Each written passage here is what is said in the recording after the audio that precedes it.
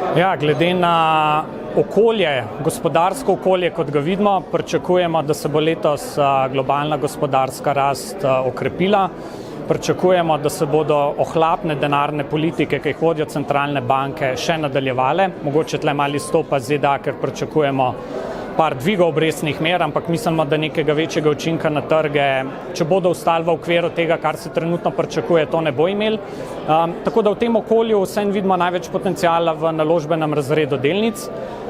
Na državne obveznice imamo nevtralno priporočilo, govorimo o Evropi, o evroobmočju. Na eni strani imamo zahtevane donosnosti, ki so na zgodovinsko gledano zelo nizkih nivojih. Na drugi strani pa ECB, centralno banko, ki te obveznice odkupuje.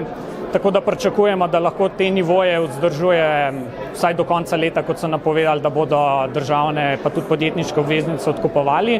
Imamo pa tudi pozitivno priporočilo za denar, ker pričakujemo, da bo volatilnost tekom leta visoka in pričakujemo tudi kakšno korekcijo tekom leta, ko bi potem ta denar investirali, dokupili pozicije ali pa vstopili v pozicije.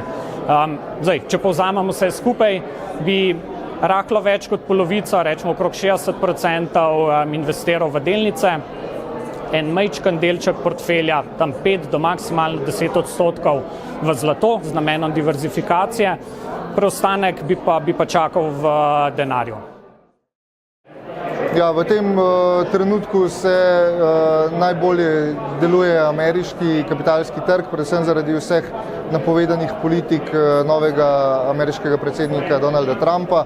Bi si zaslužila, torej relativno gledano na nek globalni indeks, bi si zaslužila Amerika nekoliko večjo utež, recimo za dobro razpršen portfelj, bi rekel več kot polovico portfelja, da ne bi bilo v kvalitetnih ameriških delnicah. Privlačna je tudi Japonska. Jaz mislim, da Japonska bi zaradi nekega ukrevanja svetovne trgovine, poceni vrednotenja, tudi povečevanja dividendnih donosnosti, bi si zaslužila približno 20% utež. Preostanek portfelja bi pa jaz namenil za hitro rastoče trge. Med hitro rastočimi trgi pa mi v tem trenutku deluje najbolje Indija, kjer se vpeljuje enotna davčna stopnja, predtem so že izvedli demonetizacijo, katere namen je bil zmanjšati sivo ekonomijo. Zanimiva zaradi ukrevanja cen surovin in energentov pa sta tudi Rusija in poleg tega v Braziliji smo priča še političnim spremembam in neki stabilizaciji javnih financ, tako da Brazilija in Rusija in Indija med hitro rastočimi trgi.